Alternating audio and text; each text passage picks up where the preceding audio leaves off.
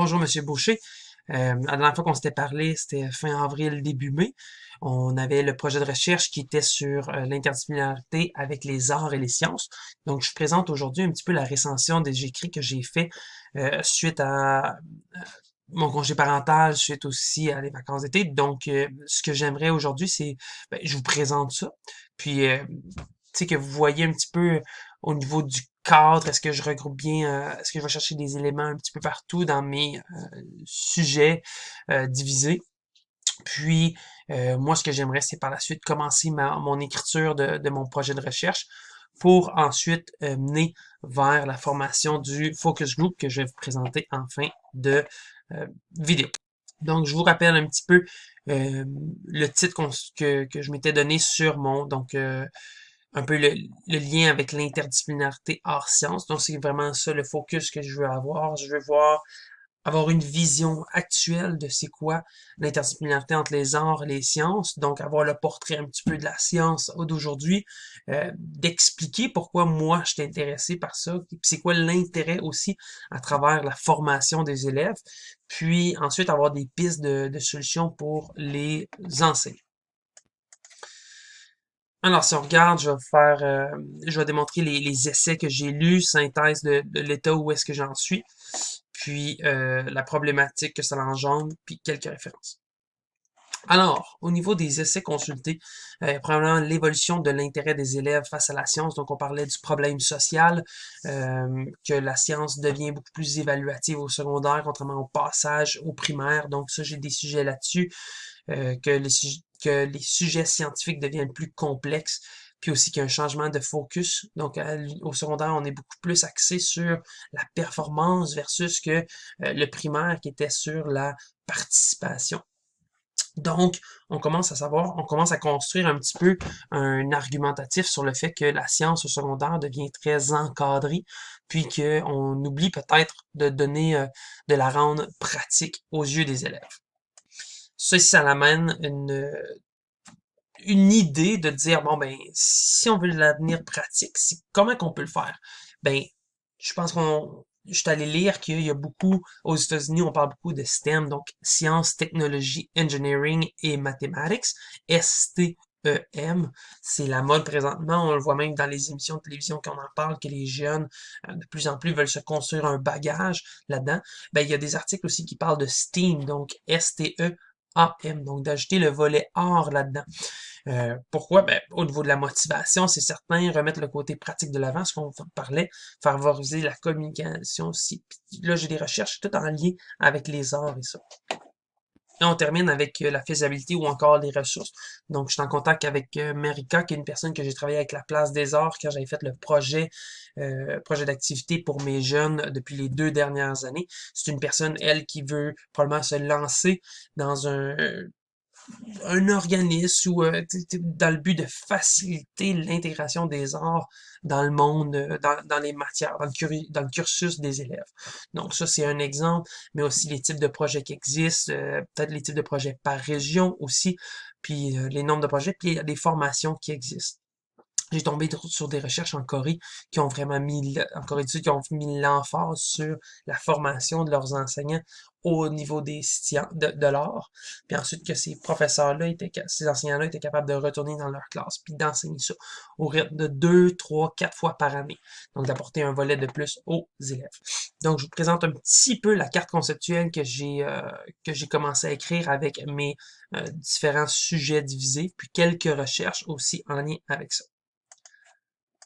Donc, premièrement, c'était pas de réécrire l'interdisciplinarité, parce qu'on en parle déjà beaucoup, mais un petit peu de définir l'interdisciplinarité comme alterner les pratiques, considérer les intérêts des élèves, l'apprentissage de compétences transversales, euh, propre aux matières. Donc, vraiment, on le sait qu'il y a des compétences transversales à apprendre, mais souvent, ils vont passer en dernier, après avoir construit le projet. Ah, tu sais, une compétence transversale. Mais vraiment de l'exprimer en quoi les arts et les sciences ont un lien.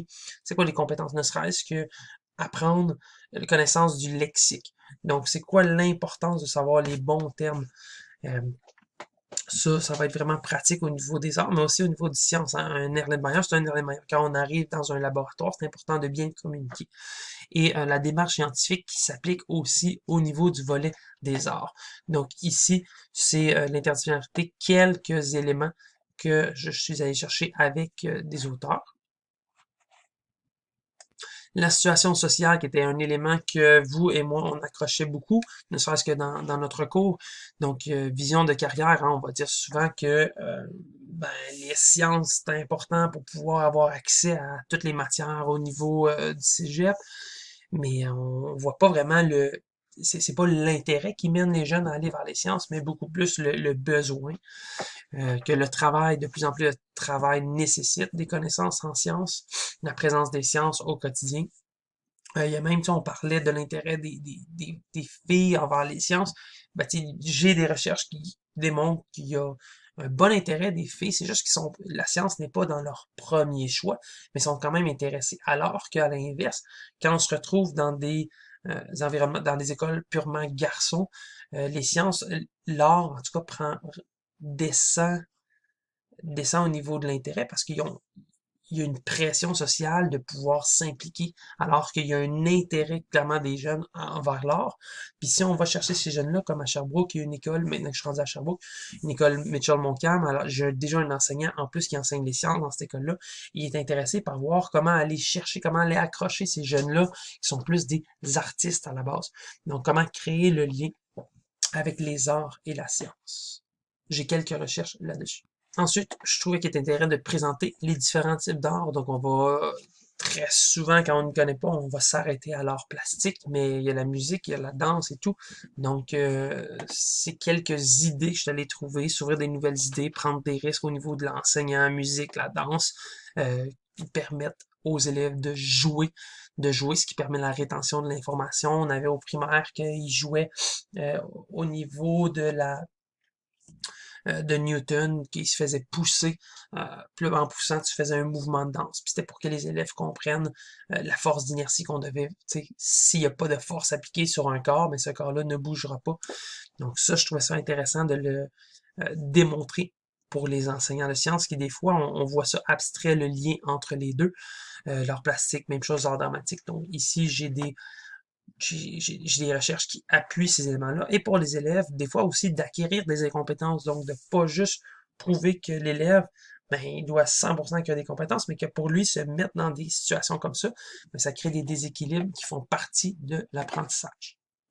Et finalement, je veux aller chercher je vais chercher des recherches qui donnent des exemples de comment ils ont pu faire des focus group, parce que le but, c'est, lorsque j'aurai établi mon cadre conceptuel, ben après ça, c'est d'aller chercher les résultats avec des enseignants, de les questionner sur leur état actuel, d'aller les questionner sur euh, quels sont les outils qu'ils auraient besoin, qu'est-ce qui est possible, puis qu'est-ce qui est fait aussi. Donc, de voir que ça se fait, que c'est réalisable, puis aussi que de leur permettre de réaliser que c'est pas si immense, c'est pas si complexe à faire et qu'il y a un intérêt autant pour les élèves que pour eux d'aller chercher ces volets-là.